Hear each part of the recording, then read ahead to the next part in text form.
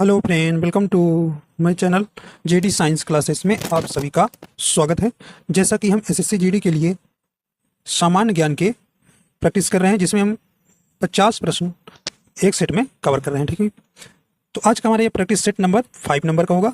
आशा करता हूँ आप सभी अच्छे होंगे और आपकी तैयारी अच्छी चल रही होगी। अगर आप हमारे चैनल पर नए हैं तो चैनल को भी सब्सक्राइब कर लीजिएगा और बेल आइकन प्रेस कर दीजिएगा ताकि आपको नोटिफिकेशन मिलता रहेगा। ठीक है भाई, तो इसमें भी कुछ महत्वपूर्ण प्रश्न हैं, ठीक है, देखेंगे। और निश्चित रूप से देखिए, एसएससी का जो है टीसीएस किस प्रकार के प्रश्न कराती है, ऐसे ही प्रश्नों को वो कलेक्शन उनका रहता है। ठीक है, तो आपको निश्चित रूप से यहाँ से प्रश्न देखने को मिलेंगे एग्जाम में। चलिए देखिए, पहला प्रश्न आपका है, कह रहे हैं कि निम्न में से कौन वंदे भारत एक्सप्रेस ट्रेन की पहली महिला लोको पायलट बनी है। तो वो कौन बनी है, शायद ये पीछे भी ये प्रश्न हम करा चुके हैं आपको। ठीक है, और ये जो महिला हैं एशिया की पहली लोको पायलट भी थी। ठीक है, तो ये भी आपको ध्यान रखना है। राइट आंसर हो जाएगा भी कौन सा, ऑप्शन नंबर आपका यहाँ डी हो जाएगा, सुरेखा यादव। ठीक है, तो वंदे भारत एक्सप्रेस ट्रेन की पहली महिला लोको पायलट कौन बनी है, सुरेखा यादव। ठीक है, भी तो ऑप्शन आपका यहाँ पर डी सही हो जाएगा। अगला देखते हैं, कहें कि भारत में कृषि जनगणना के अंतराल पर आयोजित की जाती है। ठीक है, जैसे आपकी जनसंख्या कितने अंतराल पर की जाती है, 10 वर्षों पर काउंटिंग होती है, उसी प्रकार कृषि जनगणना कितने वर्ष के बाद की जाती है। ठीक है, राइट आंसर आपका कौन सा हो जाएगी, ऑप्शन नंबर सी हो जाएगा, 5 वर्ष। ठीक है, 5 वर्ष। अगला देखते हैं, निम्न में कौन सा प्रसिद्ध उपन्यास भारतीय लेखक R.K. नारायण द्वारा लिखा गया है। ये आपको बताना है, काफी इंपॉर्टेंट प्रश्न है भी। सही ऑप्शन हो जाएगा, देखिए, द सुटेबल बाय किसने लिखा है, ये विक्रम सेठ की है। किसकी है, विक्रम सेठ की है। ठीक है, और देखिए भाई, हाफ गर्लफ्रेंड आप जानते हैं, ये चेतन भगत की है पुस्तक है। और अनअकस्टम्ड ये किसकी है भाई, ये जो है झुप्पा लहरी की है। ठीक है, तो एक ही बच्ची, द डार्क रूम जो है, ये जो है R.K. नारायण की द्वारा लिखा गया है। तो राइट आंसर कौन सा हो जाएगा, सी नंबर आपका बिल्कुल यहाँ सही हो जाएगा। ठीक है, तो ये द सुटेबल बॉय भी याद रखिएगा, विक्रम सेठ की है। ठीक है, हाफ गर्लफ्रेंड चेतन भगत की, और अनअकस्टम्ड अर्थ ये किसकी है, झुप्पा लहरी की। ठीक, चलिए अगला देखते हैं, राष्ट्रीय जलमार्ग 2 ENW2 नदी का सदिया धुबरी खंड है, तो यह किस नदी पर, ये आपको बताना है। राइट आंसर आपका यहाँ पर हो जाएगा, ये आपका ऑप्शन नंबर सी हो जाएगा, ब्रह्मपुत्र। ठीक है, ऑप्शन नंबर आपका यहाँ पर ए नंबर आपका यहाँ सही हो जाएगा, ब्रह्मपुत्र। कह रहे कि बैडमिंटन में डबल्स कोर्ट की लंबाई और चौड़ाई होना चाहिए, तो कितना होना चाहिए, सही ऑप्शन हो जाएगा आपका यहाँ पर लंबाई और चौड़ाई। ऑप्शन नंबर यहाँ पर कौन सा हो जाएगी, ऑप्शन बी हो जाएगा, 13.40 मीटर से गुणे 6.10 मीटर। ठीक है, अगला है, भारतीय संविधान का भाग आपको बताना है 4 का प्रावधान करता है। ठीक है, तो ये आपको देखिए, भाग आप जरूर तैयार कर लीजिएगा पूरा 22, तो इसमें से आपका एक प्रश्न यहाँ से बन जाता है, और किस देश से क्या लिया गया है ये भी इंपॉर्टेंस हो जाता है। ठीक, और अनुसूचियाँ, यहाँ 3 टॉपिक से आपके एक प्रश्न श्योर मिलते हैं। ठीक है, ये आप पूरा तैयार कर लेंगे। चलिए भाई, सही ऑप्शन हो जाएगा, देखिए ये आपका ऑप्शन नंबर बी हो जाएगा, राज्य के नीति निर्देशक तत्व, और ये आयरलैंड से लिया गया है, ये भी आपको ध्यान रखना है। चलिए देखते हैं, अगला है, निम्नलिखित में से कौन सा तैराकी प्रतियोगिता का एक मान्य स्ट्रोक नहीं है, तो ये नहीं है, सही ऑप्शन आपका यहाँ पे हो जाएगा। तो ऑप्शन नंबर देखिए, लेग स्ट्रोक नहीं है, ऑप्शन डी आपका यहाँ पर नहीं हो जाएगा। बैक स्ट्रोक होता है, फ्रंट स्ट्रोक होता है, ब्रेस्ट स्ट्रोक होता है। ठीक है, ये आपको ध्यान देना है। और आपका कौन सा, बटरफ्लाई स्ट्रोक, 4 स्ट्रोक होते हैं। ठीक है भाई, ये 4 स्ट्रोक होते हैं, एक है बटरफ्लाई स्ट्रोक। ठीक है, तो ऑप्शन डी जो है नहीं है। अगला कह रहे हैं कि कौन सा समुदाय नवरोज का त्योहार 9 वर्ष के रूप में मनाता है, तो ये कौन मनाते हैं, यहाँ पे आपका राइट आंसर कौन सा हो जाएगा, तो ये आपका सही ऑप्शन कौन सा हो जाएगा भी, ऑप्शन नंबर डी हो जाएगा, ये पारसी समुदाय द्वारा नवरोज त्यौहार मनाया जाता है। ठीक है, तो ये आपका कौन सा हो जाएगा, ऑप्शन नंबर डी यहाँ सही हो जाएगा। आइए देखते हैं, अगला है, पृथ्वीराज तृतीय ने सन इतना में अफगान शासक सुल्तान मोहम्मद गोरी को हराया था, तो ये आपको बताना है अभी। तो देखिए पृथ्वीराज चौहान और मोहम्मद गोरी के बीच तराइन का 2 युद्ध हुआ था। एक 1191 में हुआ था और 1192 में हुआ था, ठीक है। तो मोहम्मद गोरी 1991 में पहले जो है तराइन के युद्ध में हार गई थी और दूसरी में जो जीत गई थी, ठीक है। तो ये आपको बताना है, जीत गया था, ठीक है भाई। तो ये आपको ध्यान रखना है। तो राज जो है पृथ्वीराज चौहान के बीच हुआ था और अफगान शासक मोहम्मद गोरी के बीच मध्य, ठीक है। तो ये आपको बताना है। तो राइट आंसर आपका कौन सा हो जाएगा भी? ऑप्शन नंबर डी हो जाएगा 1191 में, ठीक है। मोहम्मद गोरी जो है ये इसमें क्या हो गई थी? परास्त हो गई थी, ठीक है। लेकिन अगले युद्ध में जो है 1192 में क्या हुई? ये विजयी हुई, ठीक है। कहने की नाटी निम्नलिखित में से किस राज्य का एक लोक नृत्य है? बताइए भाई। देखिए लोक नृत्य जो है काफ़ी टीसीएस का इंपॉर्टेंस प्रश्न होता है, ये फेवरेट क्वेश्चन है भी, यहाँ पे आपको बताना है। तो नाटी जो है किस राज्य का लोक नृत्य है भी? ये आपको बताना है। तो ये आपका राइट आंसर हो जाएगा बी नंबर, हिमाचल प्रदेश का, ठीक है। हिमाचल प्रदेश का। हिमाचल प्रदेश के और कुछ हैं जैसे झांझर है, झारवा है, कड़ाई है, ठीक है, बिड़सू है, राक्षस है। ये जो है कुछ हिमाचल प्रदेश के लोक नृत्य है, ठीक है। पंडित किशन महाराज एक प्रसिद्ध भारतीय वादक थे। तो ये आपको बताने में, देखिए वादकों से संबंधित लोगों के बारे में पूछा जाता है, ठीक है। तो ये आपको यहाँ पर बताना है। तो सही ऑप्शन कौन सा हो जाएगा भी? ये पंडित किशन महाराज किसके वादक थे? ये भाई आपका ऑप्शन सी हो जाएगा, तबला वादक थे, ठीक है। ये तबला वादक थे। तबला वादक और कौन थे भाई? कुछ जो है बनारस घराने के प्रसिद्ध तबला वादक है, जैसे अनोखेल मिश्रा थे, वाजिद अली थे, पंडित शारदा सहाय थे, समता प्रसाद और रामजी मिश्रा थे, ठीक है। राष्ट्रीय आय लेखांकन में जीवीए का अर्थ है। तो ये आपको बताना है, ठीक है। राइट आंसर कौन सा हो जाएगा यहाँ पे? जीवीए का अर्थ है भाई ऑप्शन सी हो जाएगा, ग्रास वैल्यू एडेड, ठीक है। ये आपको ध्यान रखना है। ऑप्शन नंबर आपका यहाँ पे कौन सा हो जाएगा? C number. अगला देखिए, निम्नलिखित में से किस दशक में भारतीय जनसंख्या की वृद्धि दर ऋणात्मक रही थी? कई बार ये प्रश्न पूछा गया तो इंपॉर्टेंस हो जाता है, ठीक है। मतलब कि यहाँ पर घट गई थी, ये आपको बताना है जनसंख्या। तो ये आपका राइट आंसर आपका यहाँ पर हो जाएगा, ऑप्शन नंबर सी हो जाएगा, 1911-1921 के। क्योंकि देखिए इसी बीच में महामारी भी आ गई थी और प्रथम विश्व युद्ध भी चला था, ठीक है, 1914 से 1918 के बीच। तो यहाँ से आपकी जो है जनसंख्या क्या हो जाएगी? ऋणात्मक हो गई थी, ठीक है। वे जीव जो पादपों द्वारा संश्लेषित भोजन ग्रहण करते हैं कहलाते हैं। तो उन्हें क्या कहते हैं भाई? यहाँ पे आपको याद रखना है उन्हें। सही ऑप्शन आपका यहाँ पर हो जाएगा। तो सही ऑप्शन कौन सा हो जाएगा? ऑप्शन ए हो जाएगा, विषम पोषी कहलाते हैं, ठीक है। ये आपको ध्यान रखना है। देखिए स्वपोषी कहते हैं जिसे वह जीव जो अपना भोजन स्वयं बनाते हैं, स्वपोषी जीव कहलाते हैं, ठीक है। जैसे पेड़ पौधे हो गया, ठीक है। वह जीव जो अन्य जीव पादपों द्वारा संश्लेषित भोजन करते हैं उन्हें विषम पोषी या परपोषी कहते हैं, ठीक है। लोहे पर जिंक की परत चढ़ाने की प्रक्रिया कहलाती है। तो ये क्या कहलाती है? तो देखिए उसे क्या कहते हैं भाई? सही ऑप्शन हो जाएगा, यसद लेपन या गैल्वेनीकरण कहते हैं। तो कौन सा हो जाएगा? ऑप्शन बी आपका बिल्कुल यहाँ सही हो जाएगा। तो इसमें जो है इस्पात या लोहे के ऊपर जस्ते की परत चढ़ा दी जाती है। तो जस्ता पूछा जाता है, इसमें किसकी परत चढ़ाई जाती है? तो ये आप जस्ते की परत याद रखिएगा। वायसराय करजन में बंगाल का विभाजन किया था। तो ये आपको बताना है। देखिए भाई बंगाल का विभाजन जो है आप जानते हैं इसको कब किया गया था? ये आपका राइट आंसर हो जाएगा आपका यहाँ सी नंबर, 1905 में, ठीक है। तो 1905 में जो है बंगाल विभाजन किया गया था, ठीक है। तो देखिए बंगाल विभाजन जो है 16 अक्टूबर 1905 ईस्वी को पूरे बंगाल में क्या हुआ होता? राष्ट्रीय शोक दिवस मनाया। जब करजन ने यह घोषणा की कि बंगाल को 2 भागों में बांट दिया जाए तो वहाँ पर जो है पूरे बंगाल में राष्ट्रीय शोक दिवस के रूप में मनाया गया था, ठीक है। ये आपको बिल्कुल यहाँ ध्यान रखना है। अगला देखते हैं। पश्चिम बंगाल में स्थानीय तूफानों को कहा जाता है। तो ये आपको देखिए ये वायु वाले चैप्टर से प्रश्न है, ठीक है।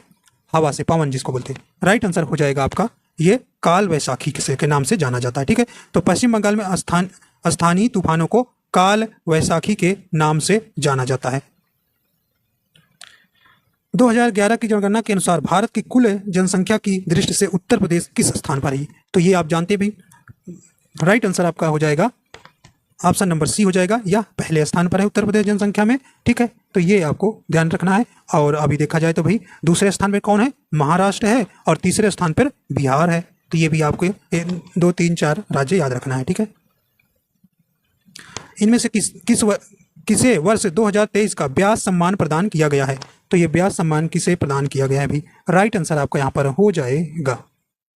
तो इन्हें यादें और यादें के लिए प्रदान किया गया था, इनकी रचना है। तो कौन है भाई, आपका ऑप्शन नंबर सही हो जाएगा सी नंबर, डॉक्टर ज्ञान चतुर्वेदी। ठीक है, तो ये आपको ध्यान रखना है, सही ऑप्शन आपका यहाँ पर हो जाएगा।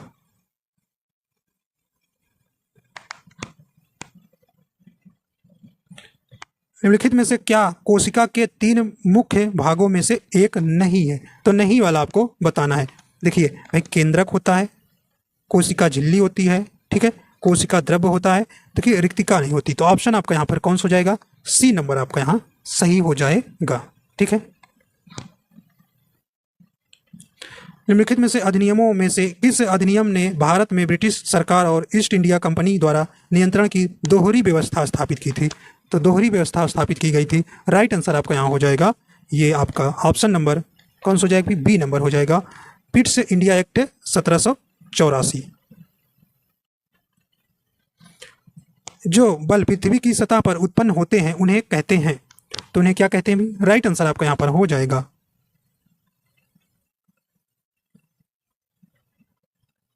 राइट आंसर आपका कौन सा हो जाएगा, ऑप्शन नंबर आपका यहाँ पर डी नंबर सही हो जाएगा, बरहिज निक बल कहते हैं।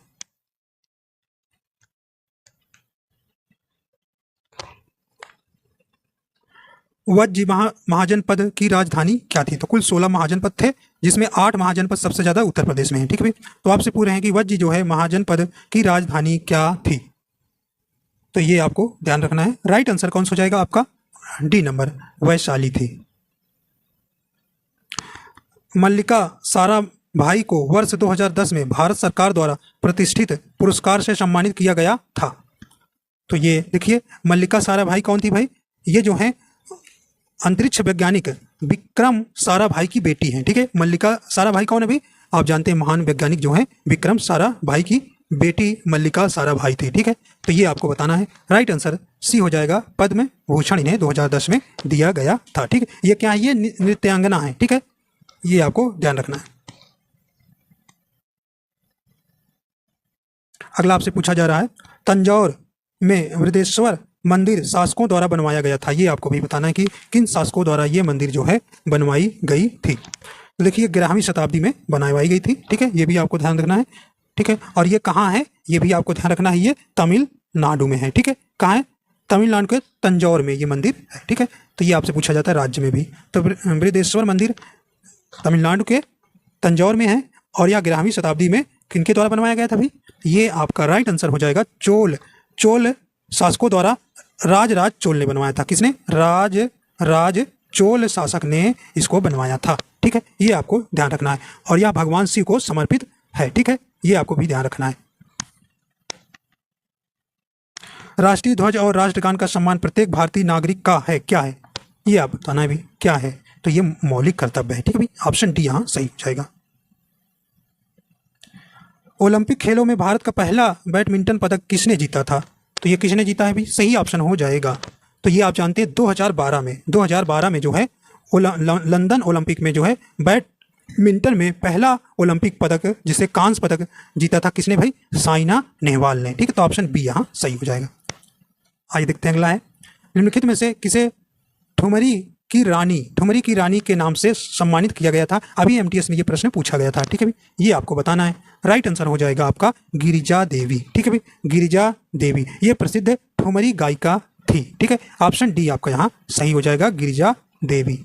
तो ठीक है, इनको ऐसे भी कहा जाता है, गिरिजा देवी को और किस नाम से जाना जाता है, तो ये ठुमरी की रानी। ठीक है, भारतीय संविधान का अनुच्छेद 43B का प्रावधान करता है, तो ये क्या करता है भी, सही ऑप्शन हो जाएगा ये आपका ऑप्शन नंबर सी हो जाएगा, सरकारी समितियों को बढ़ावा देने में।